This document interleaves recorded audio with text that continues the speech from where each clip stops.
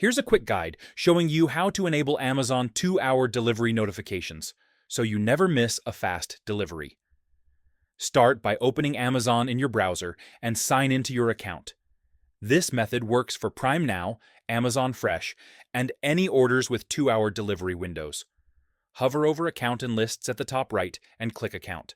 This takes you to your full Amazon account settings where notification controls are located. Scroll down to the section called Communication and Content and click Communication Preferences. You'll see a list of all alerts Amazon can send, including delivery updates. In this section, look for Shipment Updates or Delivery Notifications and click to open it. Make sure email alerts are turned on. If you want text alerts, click Add Mobile Number and confirm your phone with the verification code Amazon sends. Now toggle on Out for Delivery Alerts. Arriving in the next 2 hours notifications. Delivered confirmation.